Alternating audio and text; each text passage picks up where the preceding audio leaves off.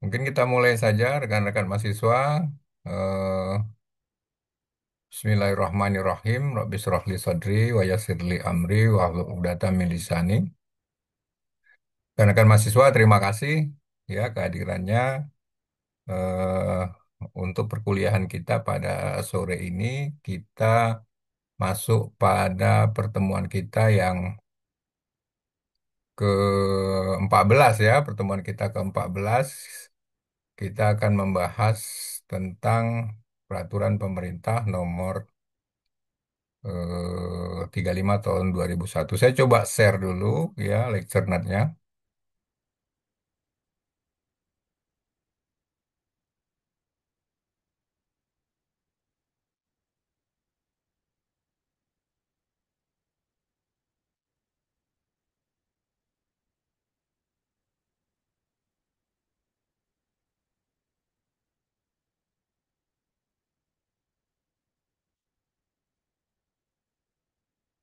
Rekan-rekan mahasiswa ya, eh, beberapa pertemuan kita sebelumnya kita sudah banyak membahas tentang pemutusan hubungan kerja ya. Ada yang diatur di Undang-Undang Nomor 13 Tahun 2003, ada yang diatur di eh, Undang-Undang Nomor 11 Tahun 2020 ya, kemudian diperbarui dengan Perpu ya.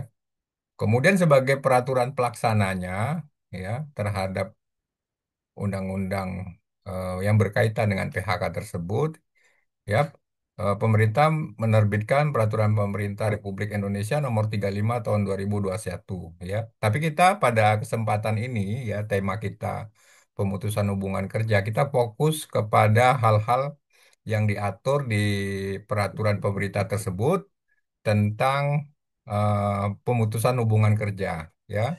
Apa alasan pemutusan hubungan kerja, kemudian bagaimana perhitungannya ya, karena memang banyak perubahan yang terjadi ketika peraturan pemerintah RI nomor 35 tahun 2001 ini berlakukan ya. Jadi kita masuk langsung ya. Eh, Pertama ini eh, tata cara pemutusan hubungan kerja. Ini pasal 36. Jadi di pasal ini sebenarnya sudah kita pernah bahas sebelumnya ya. Eh, Ketika apa yang menjadi alasan eh, sehingga PHK itu dapat dilakukan ya. Jadi memang beberapa alasan-alasan ini sebenarnya sudah ada diatur di Undang-Undang Nomor 13 Tahun 2003 sebelumnya ya, sebelum pasal-pasal itu diubah oleh Undang-Undang Omnibus Law tentang PHK itu. Jadi kita coba apa bahas lagi ya, tapi secara apa namanya singkat saja ya.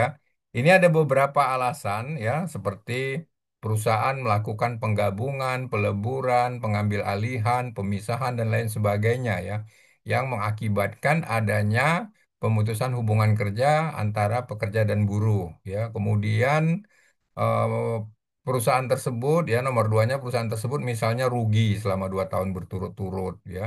Dengan dasar itu ya bisa dilakukan PHK.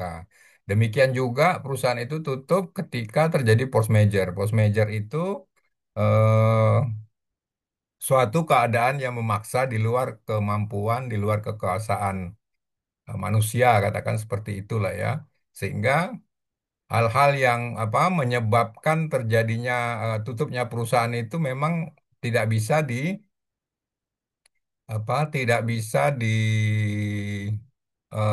cegah lagi gitu ya. Misalnya contoh ada suatu apa ada suatu perusahaan di suatu tempat, kemudian di tempat tersebut misalnya terjadi bencana apa banjir, apa gempa bumi atau peperangan dan lain sebagainya ya, sehingga operasional ya kegiatan perusahaan itu tidak dapat berjalan.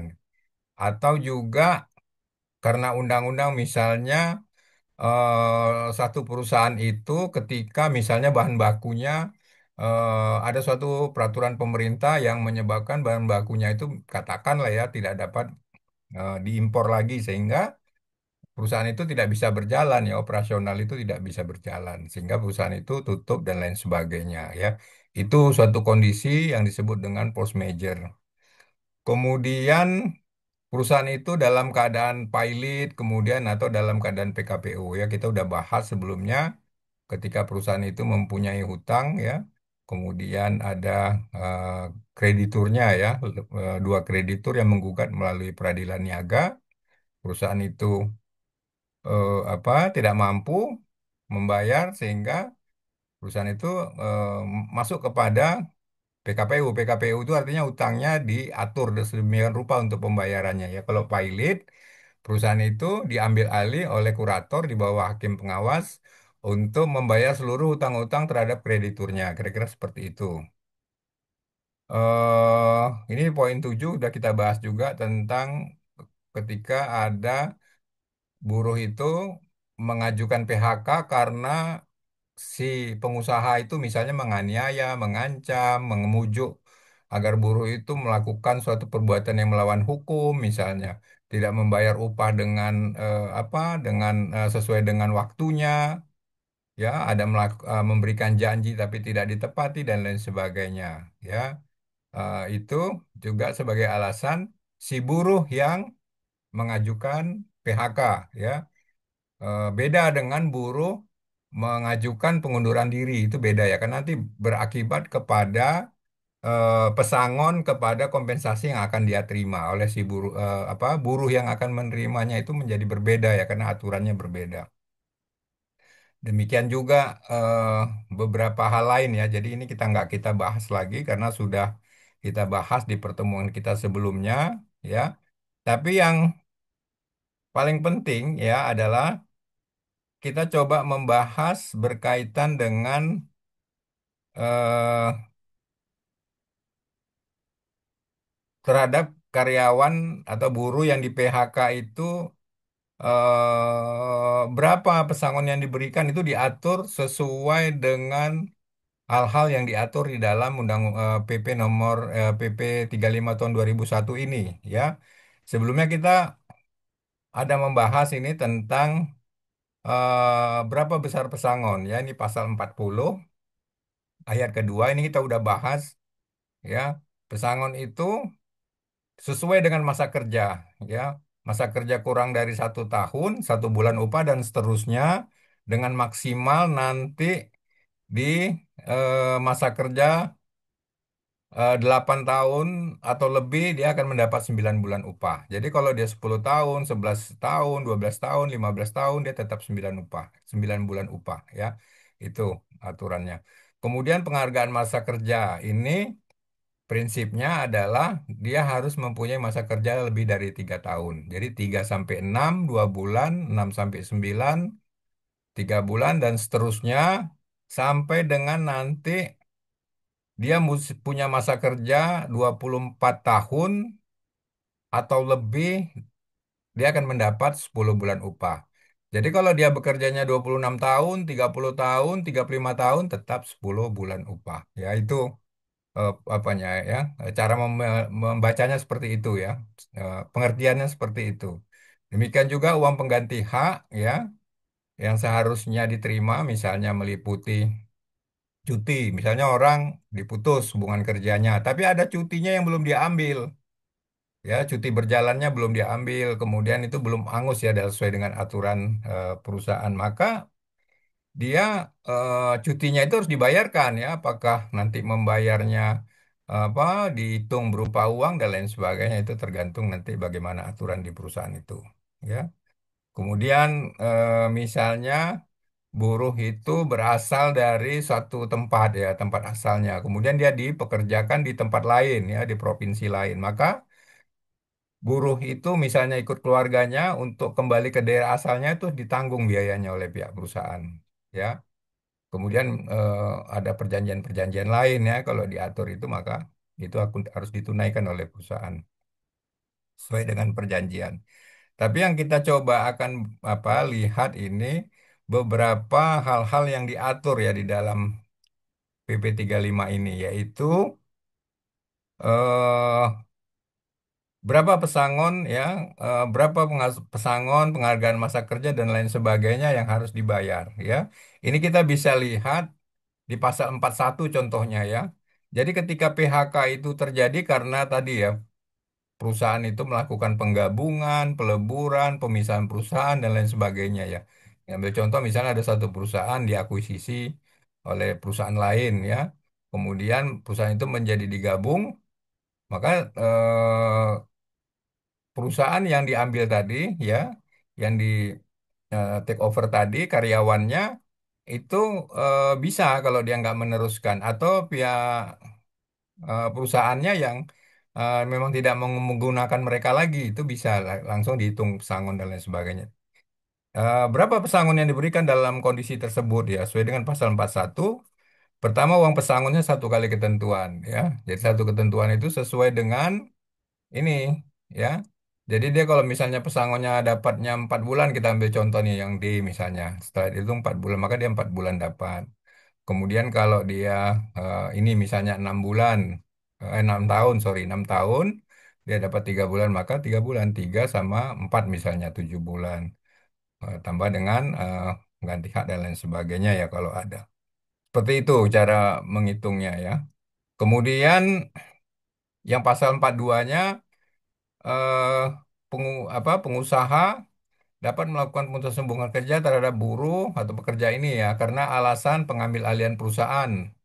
Maka pekerja atau buruh berhak tetap ya satu kali sesuai dengan pasal 40 ayat 2 penghargaan masa kerja satu kali sesuai dengan pasal 40 ayat 3 ya ini tetap satu kali.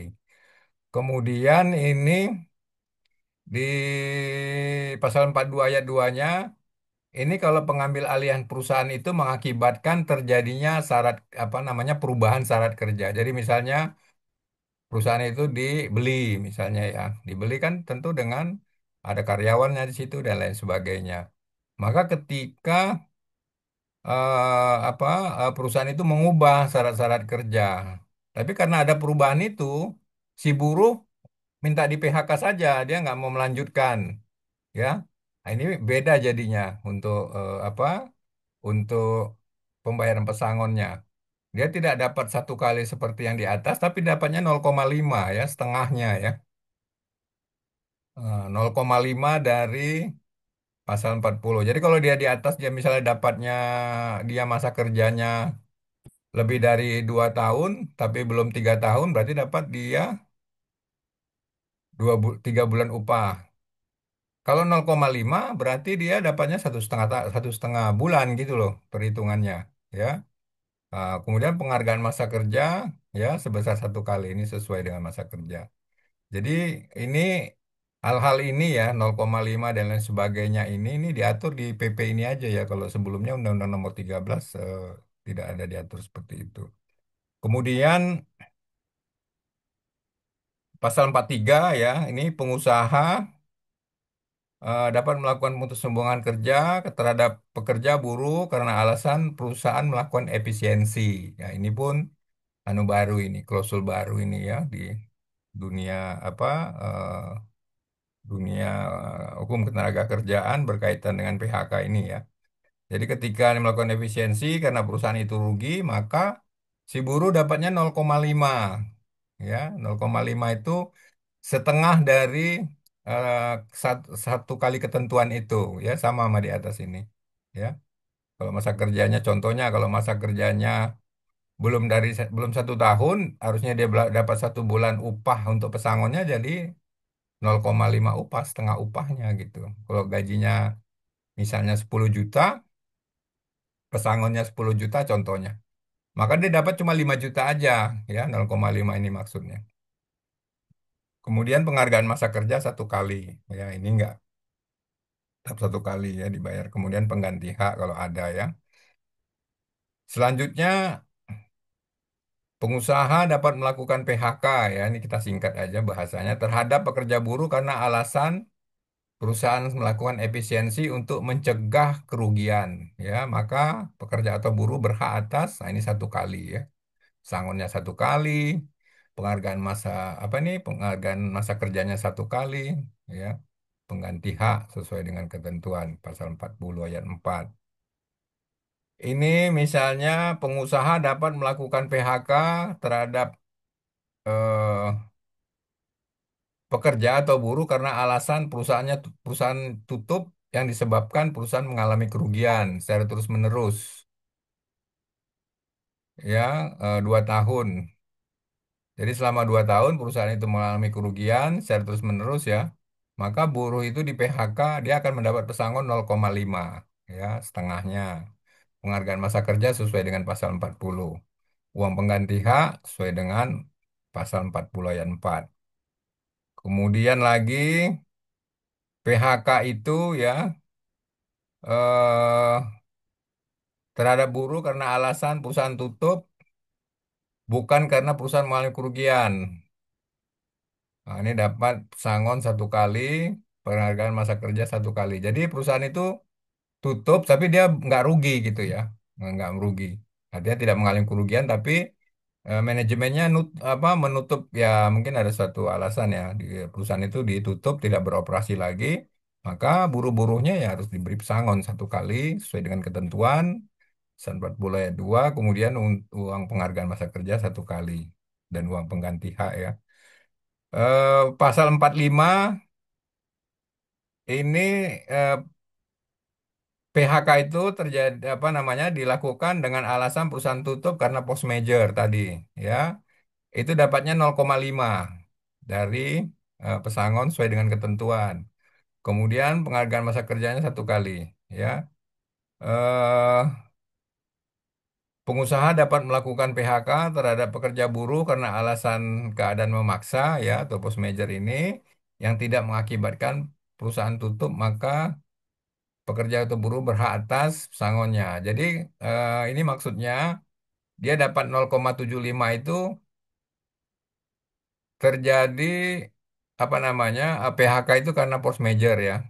Tapi perusahaannya nggak tutup ya tetap beroperasional ya mungkin rugi lah dan lain sebagainya.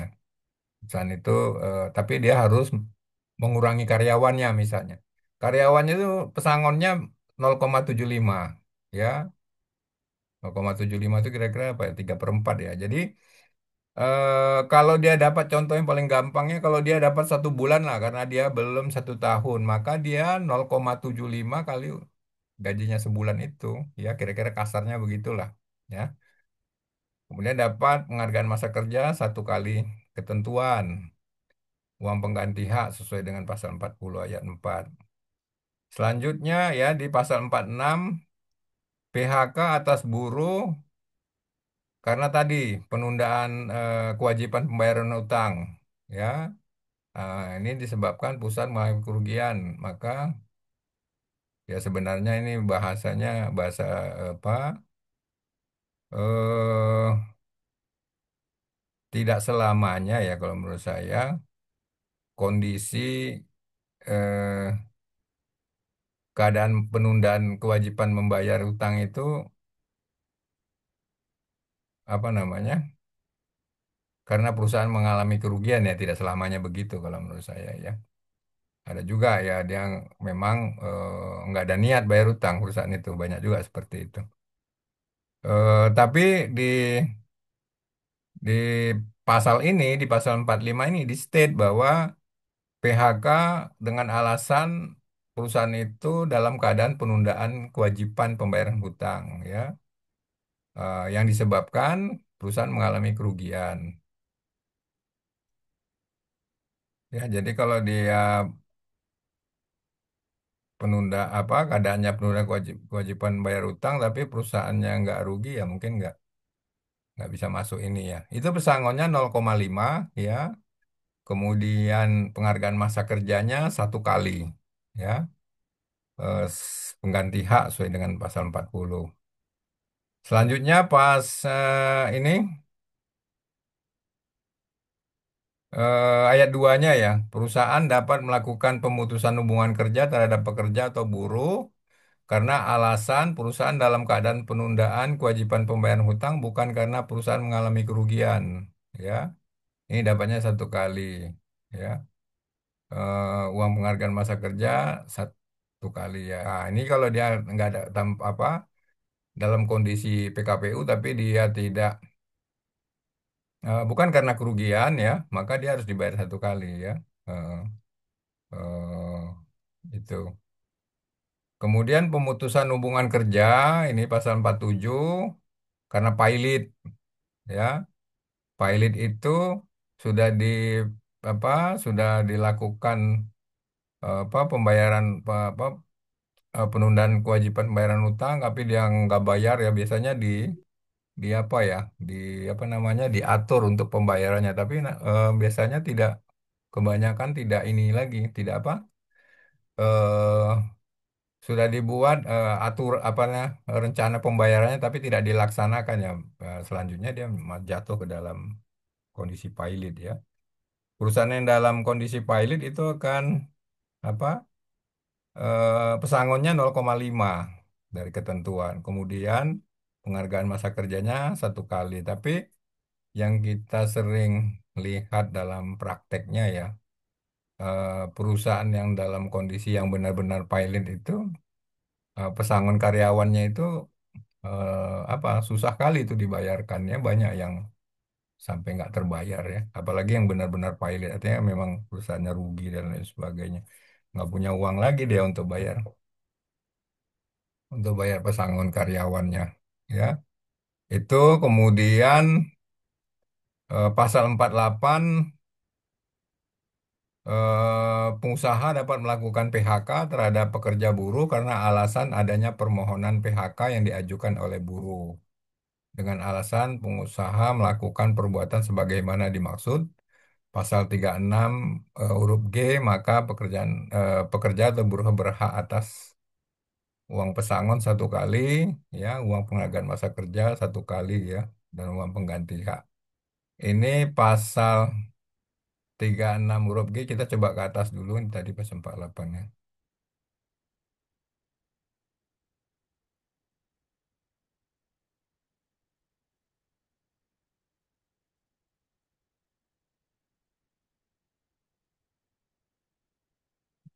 Dan sini ya, sudah berubah.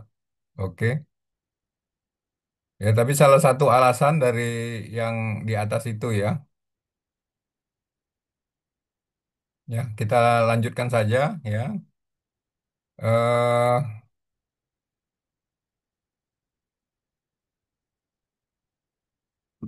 Pemutusan apa PHK karena pilot ya 0,5, kemudian penghargaan masa kerjanya satu kali dan pengganti hak, kemudian PHK karena alasan ini ya, eh PHK yang diajukan oleh pekerja atau buruh dengan alasan eh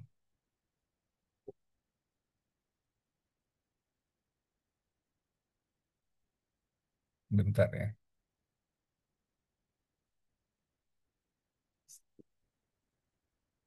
Pengusaha dapat melakukan PHK hubungan kerja terhadap pekerja buruh karena alasan adanya permohonan PHK diajukan oleh buruh. Ya, alasan pengusaha melakukan perbuatan yang dimaksud pada pasal 36 huruf G ya. Maka buruh mendapat satu kali ya. Alasan-alasan yang disebutkan tadi di atas ya. Karena misalnya apa buruh di diperintahkan untuk melanggar suatu ketentuan dan lain sebagainya. Ya, kemudian pasal berapa menit lagi kita ya. 8 menit. Pasal 49 ya, pengusaha dapat melakukan pemutusan hubungan kerja terhadap pekerja atau buruh ya karena alasan adanya putusan lembaga penyelesaian perselisihan hubungan industrial yang menyatakan pengusaha tidak dapat melakukan perbuatan sebagaimana dimaksud dalam pasal 36 huruf G terhadap permohonan yang diajukan oleh pekerja atau buruh, maka pekerja atau buruh berhak atas uang pengganti hak.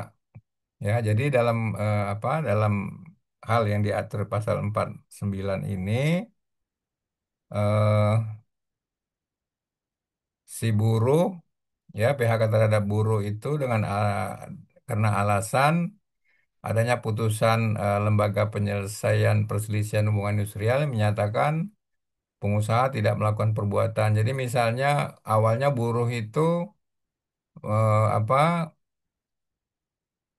minta PHK karena menuduh ya pengusaha ini melakukan sesuatu yang bertentangan dengan aturan yang di atas tadi ya, buruh bisa meminta PHK karena alasan yang tadi. Rupanya setelah dilakukan pemeriksaan, apa yang dituduhkan itu tidak benar ya, sehingga PHK itu tetap dilakukan, maka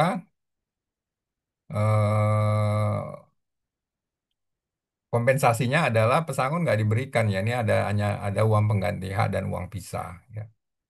Jadi memang ini kalau secara aturan nggak, kurang fair juga ya, gitu ya. Kemudian pasal 50. Jadi nanti ini rekan-rekan mahasiswa ya bisa dibaca ya lekternetnya ini. Nah, ini eh, banyak lagi diatur ya. Pasal 50, 40, 51 ya nanti bisa dibaca. Mungkin karena waktu kita juga sudah sudah hampir habis ya. Kira-kira ada yang mau didiskusikan, ditanyakan sebelum kita selesaikan perkuliahan kita ini? Ada yang mau ditanyakan kira-kira?